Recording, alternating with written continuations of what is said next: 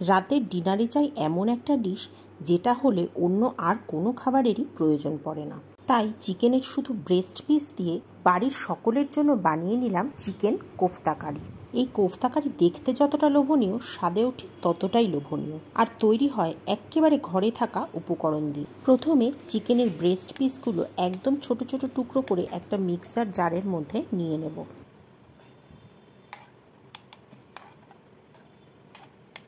এর সাথেই আমি দিয়ে দেব 2 শুকনো লঙ্কা এবং 1 চা চামচ গোলমরিচের গুঁড়ো, সাথে দেব বেশ কিছুটা ধনেপাতা। এরই সাথে দিয়ে দেব স্বাদ মতো লবণ। এবারে সমস্ত কিছু মিহি করে গ্রাইন্ড করে নেব। দেখুন যে একদম এইরকমভাবে মিহি করে গ্রাইন্ড করে নিয়েছি। এর মধ্যে দিয়ে দেব কাঁচা লঙ্কা কুচি। আমি 4টে কাঁচা লঙ্কা কুচিয়েছিলাম, তার অল্প একটু দিয়েছি, বাকিটা রেখে দিয়েছি পরে ব্যবহার করার জন্য। এর সাথে দেব 3 চা চামচ আদা রসুনের পেস্ট এবং একটা ছোট সাইজের পেঁয়াজ, যেটা আমি চপ করে নিয়েছি। সমস্ত কিছু দিয়ে ভালো করে মিশিয়ে নেব। মিন্স চিকেনের সাথে যখন সমস্ত কিছু ভালো করে মেশানো হয়ে যাবে, তখন হাতে একটু তেল গ্রিস করে নিয়ে ছোট ছোট কোফতা বানিয়ে নেব। কোফতার সাইজটা আপনি আপনার পছন্দ মতো করতে পারেন। আমি একদম ছোট ছোট করেই বানিয়েছি, যেমন একটা লেবুর সাইজ হয় ঠিক সেই রকম।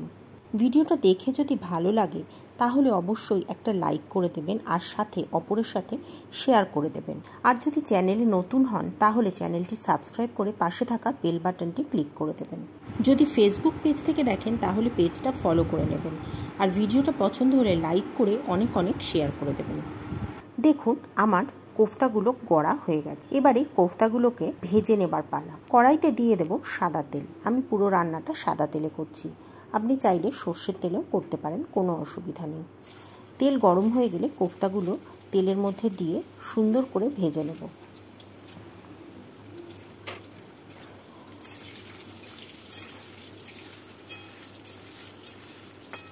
কোফতাগুলো কিন্তু আমি একদম লাল করে ভাজছি না।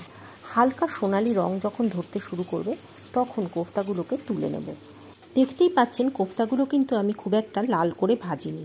বেশি কড়া করে ভাজলে কোফতাগুলো হার্ড হয়ে যাবে আর ভেতরে ঝোলগুলো ঢুকতে পারবে না, তখন খেতে ভালো লাগবে না। বাকি যে কোফতাগুলো ছিল সেগুলোও আমি এবারে ভেজে নেব।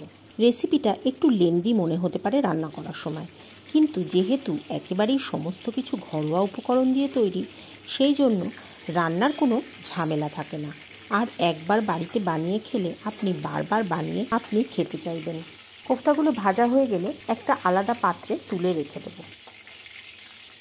এবারে তেলের মধ্যে ফোড়নে দেব দারচিনি, 2 লবঙ্গ, 2 ছোট এলাচ এবং একটা বড় এলাচ। বড় এলাচটা আমি ফাটিয়ে দিয়েছি। ফোড়ন ভাজার যখন সুন্দর গন্ধ বেরোবে তখন এর মধ্যে একটা বড় সাইজের পেঁয়াজ চপ করে দিয়ে দেব। পেঁয়াজটা দিয়ে ভালো করে ভেজে নেব। পেঁয়াজটা ততক্ষণ ভাজবো যতক্ষণ না এটা কাঁচ কাঁচ মতো হয়ে আসছে, অর্থাৎ এটা যখন ট্রান্সপারেন্ট হয়ে আসবে এবং এর কাঁচা গন্ধটা চলে যাবে, তখন এর মধ্যে কুচোয়ে রাখা কাঁচা লঙ্কাটা দিয়ে দেব। এর সাথেই দেব কিছুটা নুন। নুনটা দিলে পেঁয়াজটা খুব তাড়াতাড়ি গলে যাবে। পেঁয়াজটা যখন হালকা বাদামি রং ধরতে শুরু করবে তখন এর মধ্যে দিয়ে দেব 3 টেবিল চামচ মতো আদা রসুন বাটা। আমি এখানে আদা রসুন বাটাটা জল দিয়ে বেটেছিলাম, তাই একটু পাতলা পাতলা রয়েছে, সেই জন্য আমি 3 টেবিল চামচ ব্যবহার করেছি। আপনি যদি ঘন করে বাটেন তাহলে 2 টেবিল চামচ দিলেই হয়ে যাবে। এরই সাথে আমি দিয়ে দেব ধনে গুঁড়ো এবং জিরে গুঁড়ো। দুটোই আমি 8 চা চামচ করে দিয়েছি। ধনে এবং জিরে গুঁড়ো দেওয়ার পরে এর মধ্যে আমি দেব টমেটো।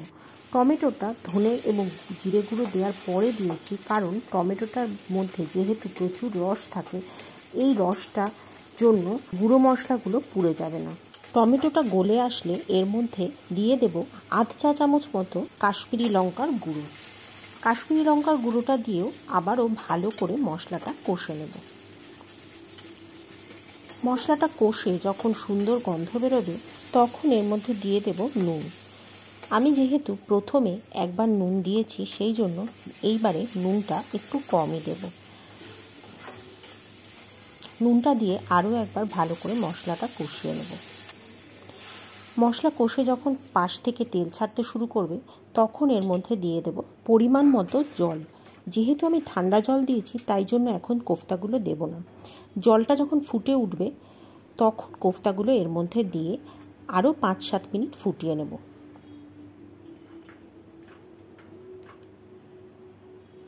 5-7 মিনিট কোফতাগুলো দিয়ে ফুটিয়ে নিলেই তৈরি হয়ে যাবে চিকেনের কোফতা কারি। গ্যাসের আঁচটা বন্ধ করে এবার কোফতা কারিটা একটা পাত্রে আমি ঢেলে নেব।